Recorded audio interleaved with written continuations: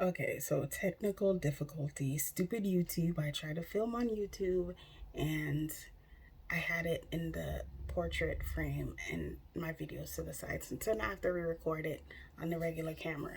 So my Valentine is the next episode in the Into the Dark series, and it's set to, it was released around Valentine's Day, which is a couple days away.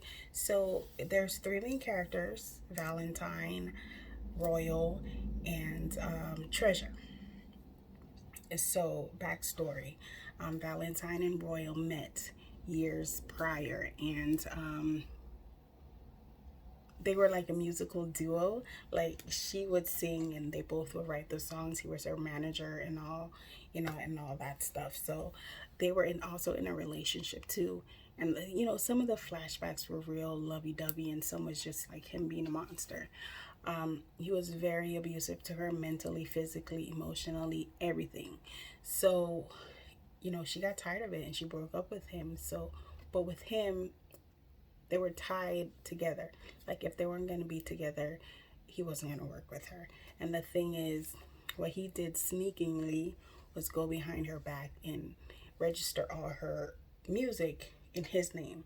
So now she breaks up with him, and he finds this new girl and copies Valentine's looks to the T.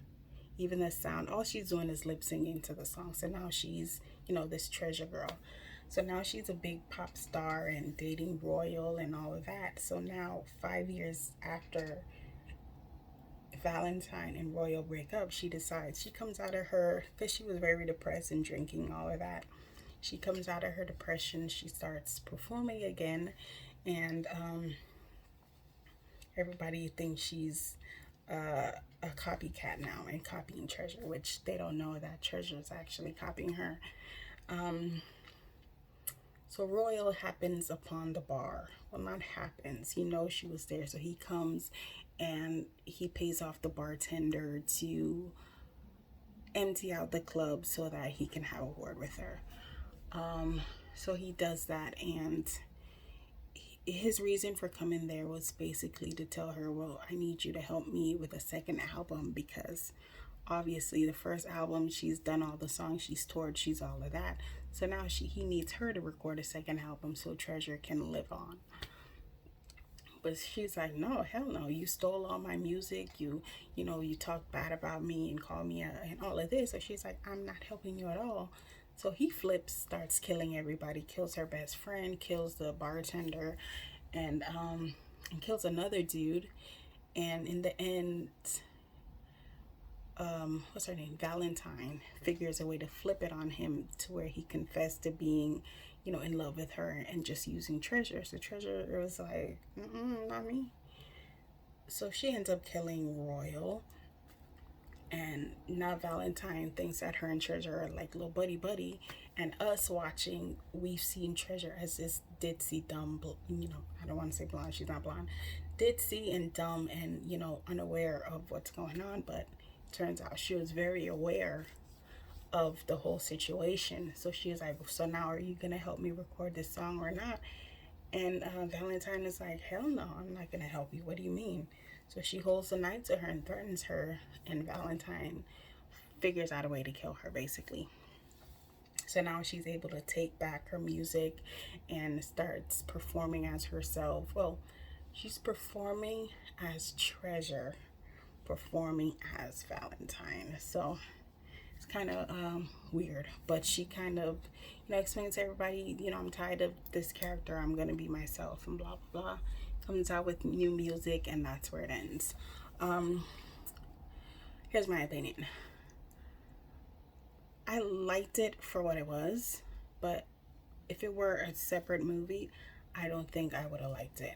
Like, immediately when I started watching, I got it reminded me of Scott Pilgrim, with Sin City vibes, that type of way in how they were filmed. And I think it was great the way they filmed it. It was really good. Um, and what else? The song that she sings, The Knife, I actually love that song now. I've been trying to find it on YouTube, but can't find it. But anywho, Yeah, for what it was really good. It wasn't my favorite episode into the series. I don't really think I have a favorite episode. They all seem to just be lacking in something, and I don't know what it is. But like the episodes are good for what they are, but there's always something missing. I can't put my fingers on it, but something's always missing in each of these episodes. Um, what else? If I were to rate it out of a five, it'll never score. None of the Into the Darks would, I don't think, would go above three. Um, but this one I'll rate about 1.5 because, like I said, for what it was okay. Still lacking, but if it were a separate movie, even, I wouldn't even watch it. It was short and sweet, which I do love. That's one thing I do love about Hulu is that they keep their, whether it's shows or movies, they keep it short and sweet. They don't drag. With just a few episodes of Castle Rock kind of dragged a bit, but they usually don't. They like once everything is out there, that's like the end of it, and that's what I love about Hulu. And Netflix can take a few pointers.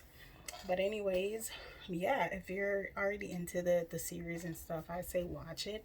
If you're not, like, I wouldn't waste my time. It wasn't that great. And the fact that it's set around Valentine's Day, and it's just kind of, I think they just kind of put it together to, I think it was more of a short, it's a long short. Like something that could have been a 5 minute long movie, they turned it into something longer. It would have been great if it was more like 5 to 10 minutes long, which I know Hulu has a lot of those on there, and I've been like kind of going through them, which I do like them. But as far as this, it didn't do it for me. So yeah, that's it. That's my thoughts on it. I just wish they would have, like, I don't know, there's something missing in all of the Into the Darks. They, I think they just had this idea of a short, and they just added more minutes to it, and I think that's probably what it is, a dragged out short. But anyways, that's it. That's all I gotta say.